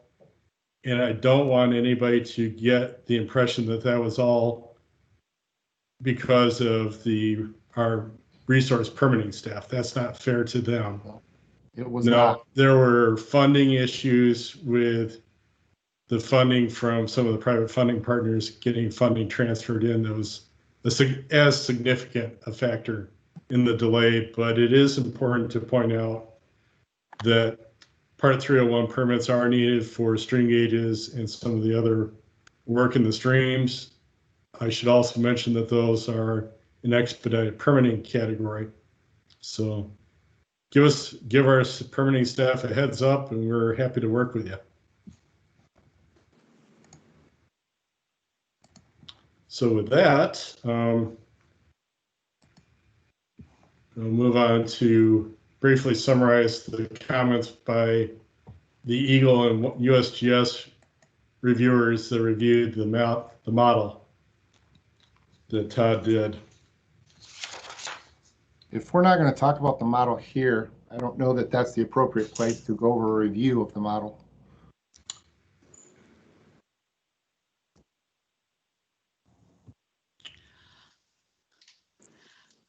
Well, I'll leave it to the chairs then. Yeah, in the interest of time, we do need to have get down in the weeds in the models committee, but yeah, I would suggest that we have Todd's overview of the model and then a summary of some issues on it. Then we can jump into detailed discussion in the models committee next week.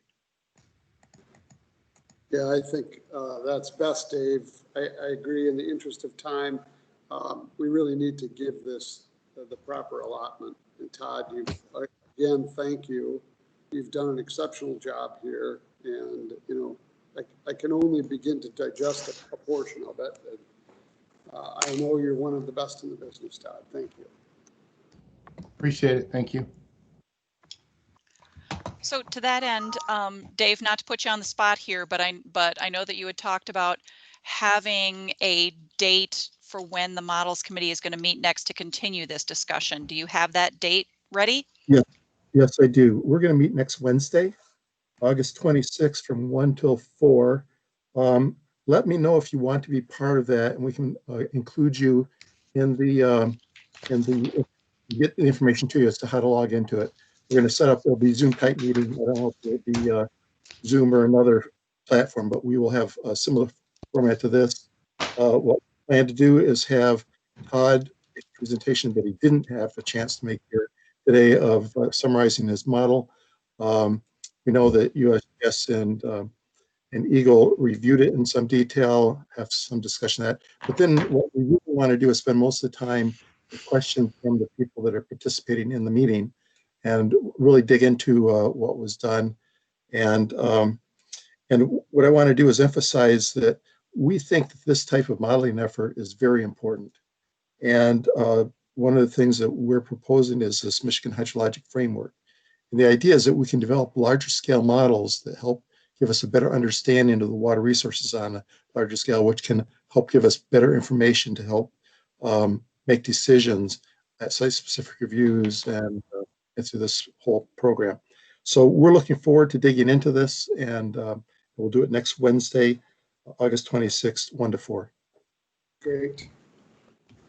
Laura, this is Kelly Turner. I just have a question. So as someone who's fairly new, I'm just looking at process and trying to understand how everything fits together. So during Todd's presentation, he did mention the technical committee and working with the folks on that committee during some of this. So are there recommendations from that technical committee then that's gone to the modeling committee? Like, are they looking at them kind of in silos, or how has information been shared between those two committees? And then with the whole water use advisory committee as a whole?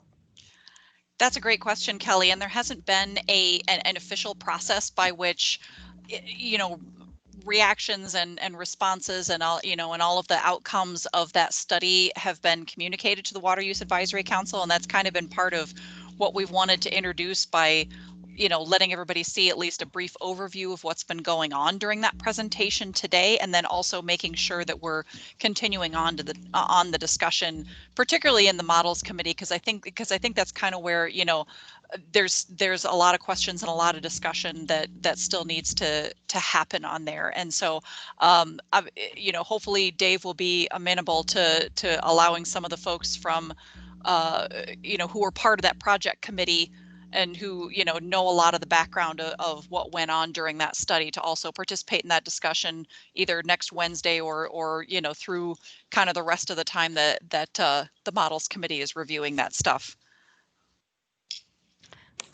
Is there an opportunity to have some sort of, I don't know, as someone who's new, I feel like I've missed something, and not hearing the whole presentation today just kind of puts me in a little bit of flux. So I appreciate, like, if you guys can fill me in on some things or how it works. But again, was the technical committee, did they send a recommendation to the models committee? No, And if not, no. That technical committee that oversaw the Cass County project, they have not sent recommendations to any of the Water Use Advisory Council committees. I mean, they're all they're all aiming toward the same goal, right? We're all trying to improve improve and work on new research and technology for the water use program, but the Cass County project is not connected officially to the Water Use Advisory Council, if that helps to explain things a little bit. Thank you. That does help.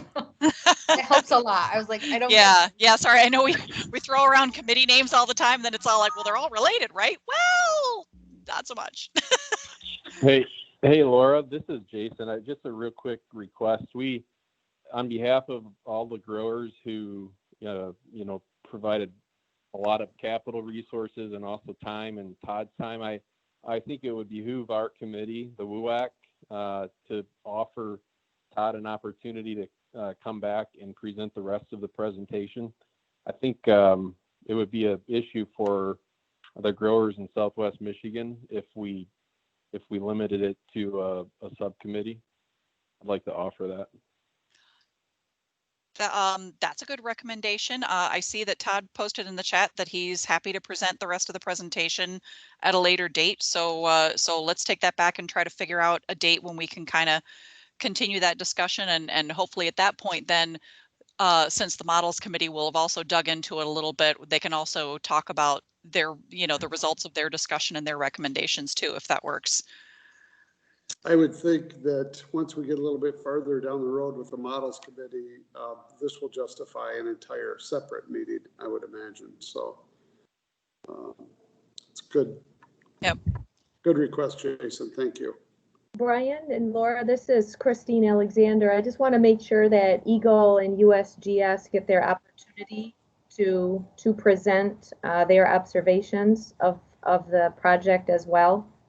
Yep, absolutely. And so I think what I'm hearing is that there's going to be a lot of discussion with it at the models committee, and then it sounds like we're going to be setting up maybe an additional session of this full council to go through the rest of this presentation and also to talk about Eagles and USGS's comments and maybe results of the discussion if they're helpful to move things forward from the models committee. Does that?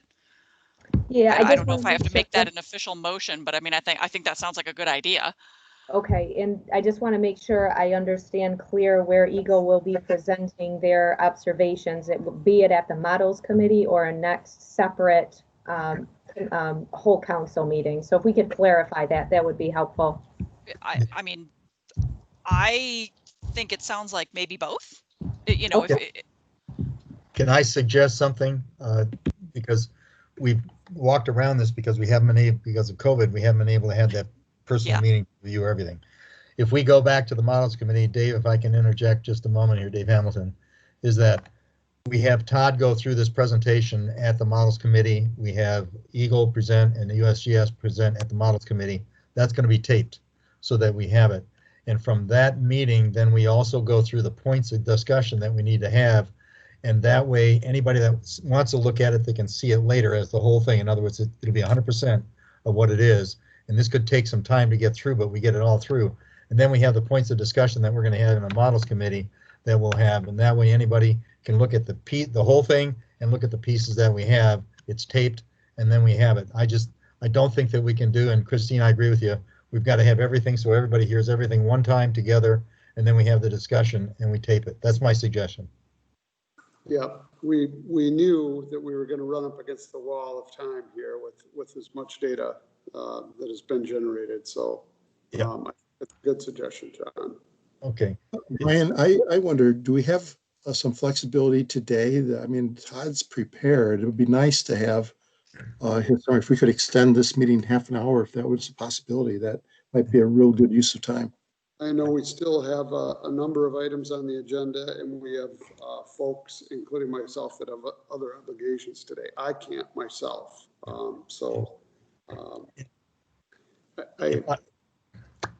If I can interject, I think that we just need to do it all as a single package and to do it together. That and I have another scheduled meeting after this one as well, and some other people as well, because this is what we have.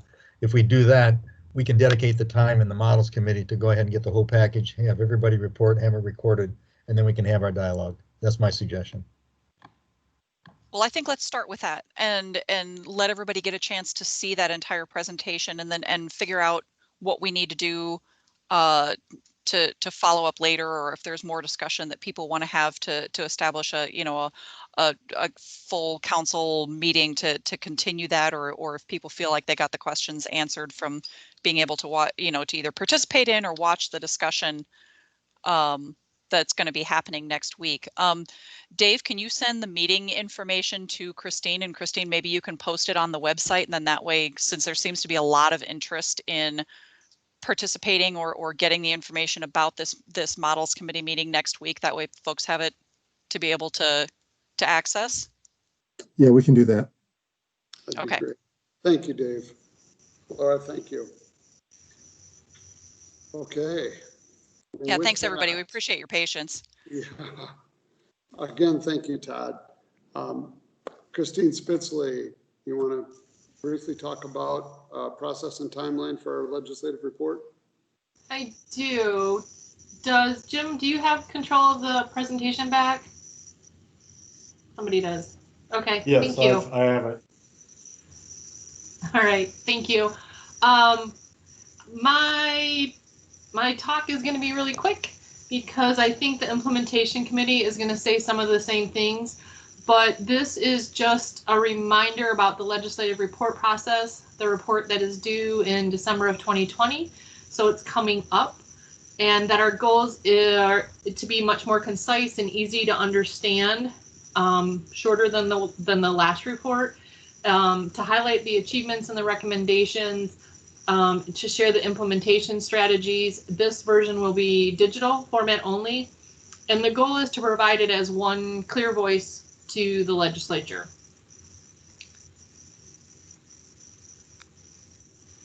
So, yes, the recommendations are going to be sorted by topic and data versus committee. So again, it'll be one voice, and the committees will not be identified in the report.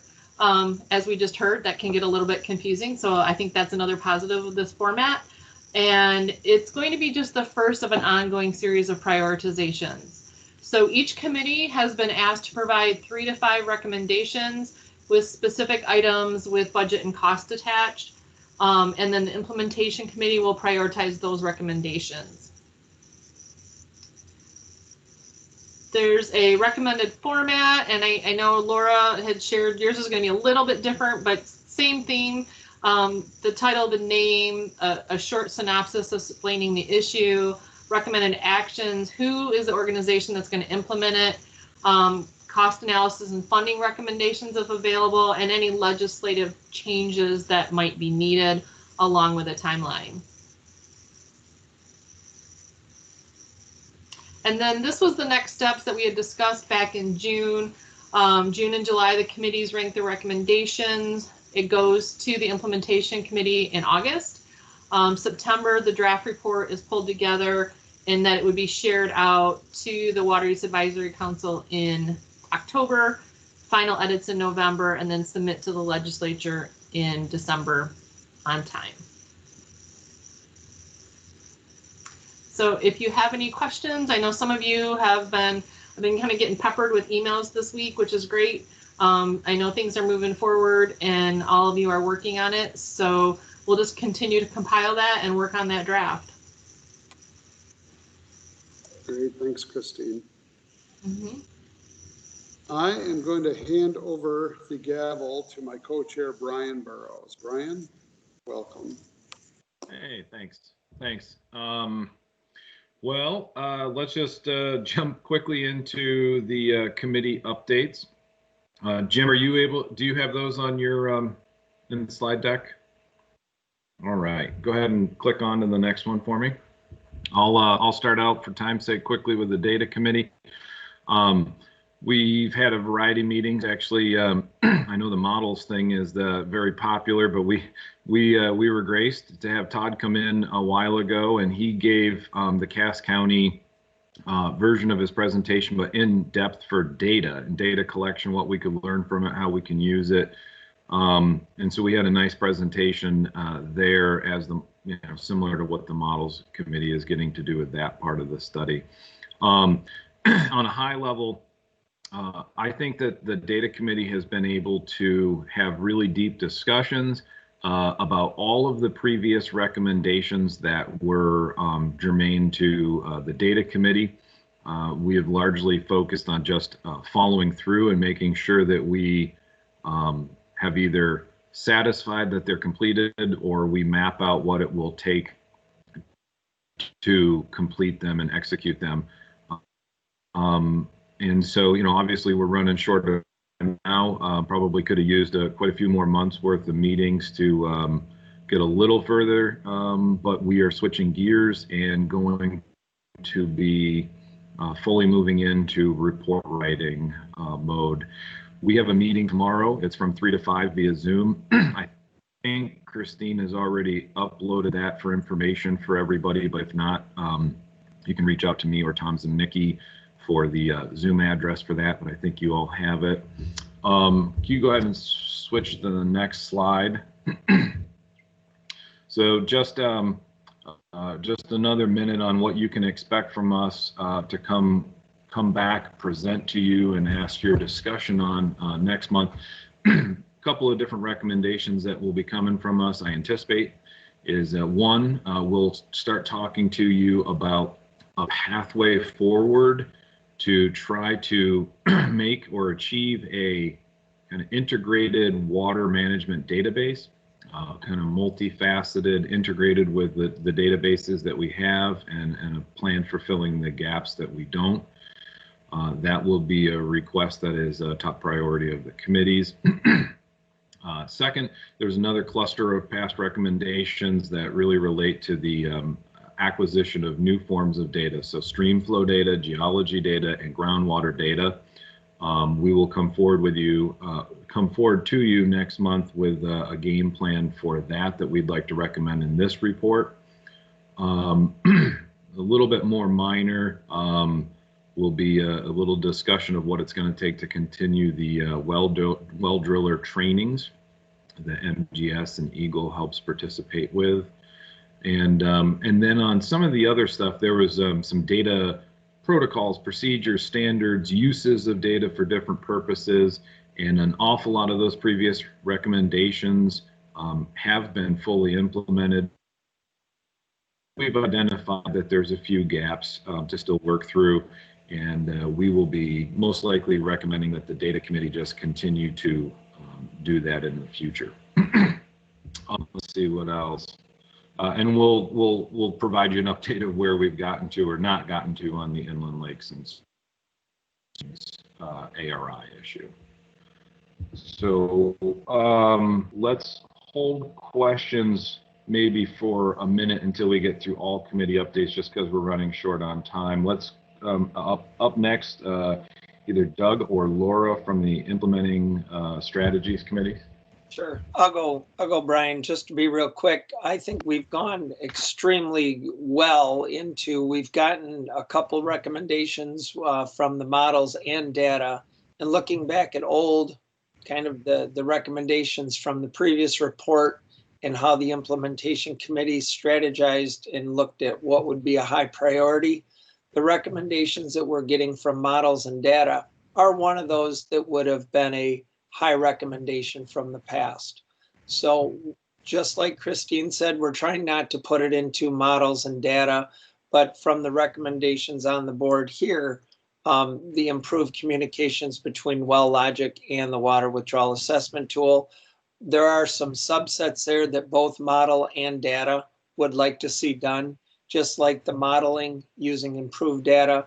Both models and data, I think, are going to be able to fit into some of these categories as we go forward. So we look forward and await, to talk about these recommendations that you guys bring forward. We also have a committee Friday at 9 o'clock that is a Zoom format. We'll discuss what we've got so far, figure out steps moving forward. But I think we're sitting in a good spot to at least start moving into that next phase. The next slide, again, just what Christine said. She's got a little more information than what we were looking for, but this will at least help us start moving things into the correct buckets so that we can try to lump and group things together. And I think it was Dave Hamilton on the models committee said, boy, if we can put some of these improvements all in the same task, that'll probably help save some of the cost to try to get some of these done. So with that, we just await recommendations and we're ready to go. All right, thanks. We'll keep pulling questions till the end. Let's have either Dave Hamilton or Jim Nichols on the models committee update. I'll grab this real quick. What we're going to do is there's several things we've already brought to the full council that will be part of our top priorities. The Michigan Hydrologic Framework will be the highest priority that we want to move forward. And then one of the things we're doing is that there's a number of improvements to either the tool or the process that could be done. Each one individually is a relatively small project, but we think maybe they can be grouped together as an overall enhancement, and that may be a way to actually build support for them. But we have several of those. We've brought a couple of them to the council already. We'll be working on a couple more. And some of the ideas are to help develop tools in particular. So one might be a tool to better estimate aquifer properties as part of the site-specific review process. Another one would be tools to help with stream flow depletion, again with the site-specific review process in mind. So we'll be looking at that in particular. And then we'll be looking at, are there ways to bring information from calibrated models and bring them into the screening tool? And so we'll be looking at a high level, but we may be writing up a project that would need some money to actually do, but the goal would be to figure out how that would be done. And the last thing that I'll mention is that we are going to be looking at this Cass County model. And the reason is we view this as a potentially very important prototype because we want to encourage this type of modeling to be done. And we want to be able to figure out ways, how would we use this information? How can it not just become a model that sits on a shelf, but that information is gathered and used in the program, whether it's in the tool or whether it's in site-specific reviews. We need to figure out how best to do that. We want to be able to figure out how do we do models on a larger scale, and then gain from that information program-wide. So there may be a budget item that we would come forward with as to ways that we may want to take that model and move forward with it, and specifically to help it address program issues. So other than that, we have a lot of other things we're working on, but most of them will result in policy or procedure type changes and won't have budgetary implications. So those will bring forward as we finish them. So that's it from the Models Committee. And again, the meeting next Wednesday is open to anyone that wants to participate. Thank you, Dave. Thank you, Dave. Pat or Jason with the new topics committee update. Brian actually kind of morphed into two. So there's going to be two updates. One, Emily Fennell is going to give our water users group, and then we'll have another update from, I'm not sure who's going to lead the other update. I think it's Kelly, Pat. Kelly, thank you. Yeah, I'll go ahead and be brief.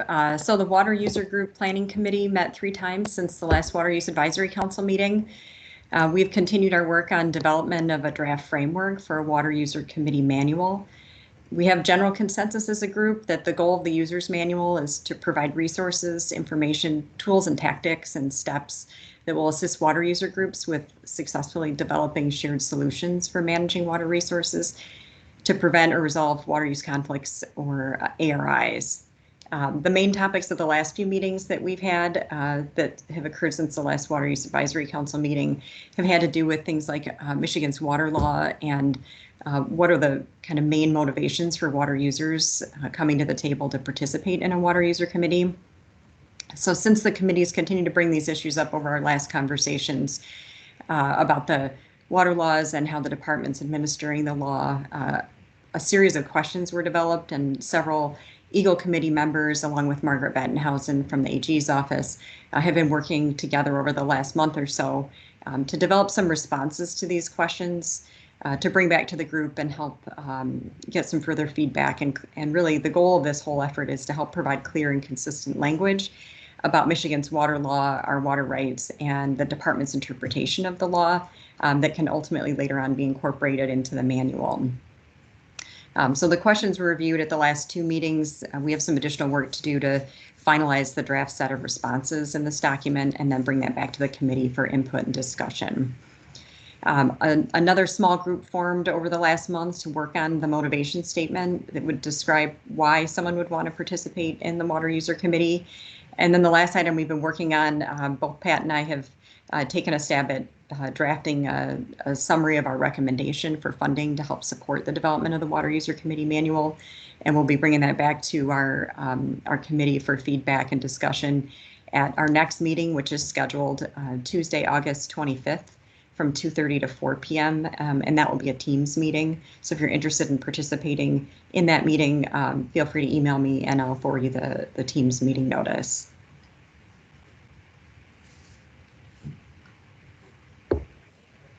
Thank you, Emily. Kelly? Yeah, can you click to the next slide? I think we actually have some, one more maybe. Give it another one. There we go. So I will also, for the interest of time, make this quick. Our group has met 3 times since in the last month. And what we first did was conducted an assessment that compared the last Water Use Advisory Council recommendations to the Michigan Water Strategy recommendations. And from there, we completed a ranking of these that was very similar to what other committees had done. So we really liked the ranking by effort of the recommendation as well as by impact that it would have. So each committee member did their ranking. We compiled those rankings into a matrix that would really highlight like which recommendation should we prioritize and move forward. I think if you click the next slide.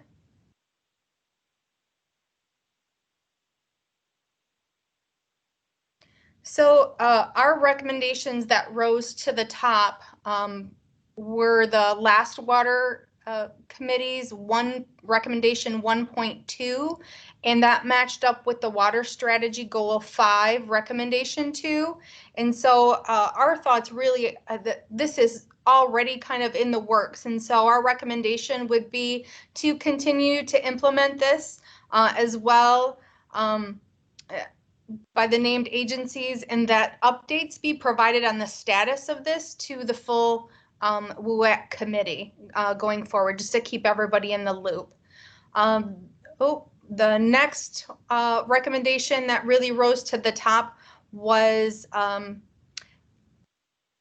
past recommendation 1.3, which matches the water strategy goal 5, recommendation 4, and prioritizing that for the coming year, really taking a look at how do we incentivize the public sector in taking on water conservation and efficiency strategies. Then if you go ahead and click to the next one, we also had a third additional priority that rose to the top, which was recommendation 2.2, and you can see where it correlates to the water strategy goals. Really, it was 2.2B that ranked the highest, but really that 2.2A through D were pretty high on the list, but they started to get lower in rankings because we really had no idea what the lift was going to be for those. And so really taking a look at what are the financial ramifications for this is something that we're going to have to take a look at when we finalize the recommendations to come back to the full committee. So we do not have our next meeting scheduled yet. I think we're waiting for the template coming from Christine so that we have a clear direction on what information we need to provide back. And that's it. All right. Pat, do you have any other overall commentary? No, I think they both did an excellent job. All right. So I would like to ask if there's any questions about any of the committee updates, and I'll take those now, but please be gentle with the time as we are officially past the meeting period. Anybody have any quick questions? Okay.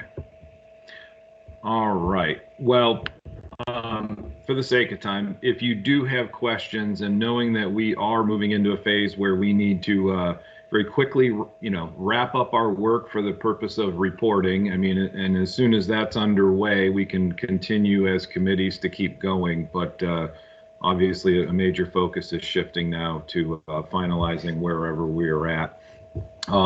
Next meeting should be a very important meeting, and we'll strategize on time. I know everybody likes to keep video conferences to a certain length, but obviously the 2-hour length didn't quite get us enough time to accomplish everything this time, and I expect next meeting to be pretty busy or busier or so. Stay tuned for that. Our next meeting will be on September 15th. Please make sure that that's on your calendars. And really, again, so the only other agenda item that we really need to cover now is whether or not there are any additional comments, either by committee members or public attendees, that didn't really pertain to the agenda items. I see Frank Edowagishek. Yes, I was.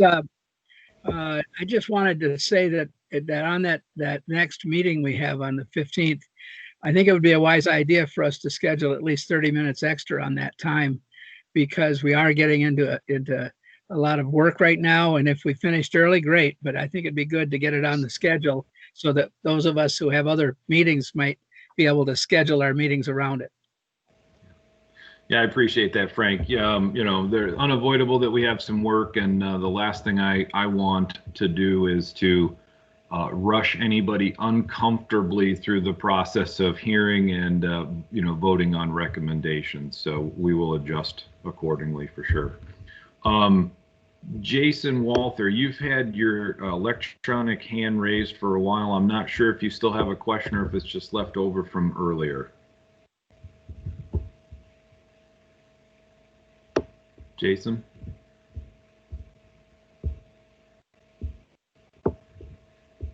All right.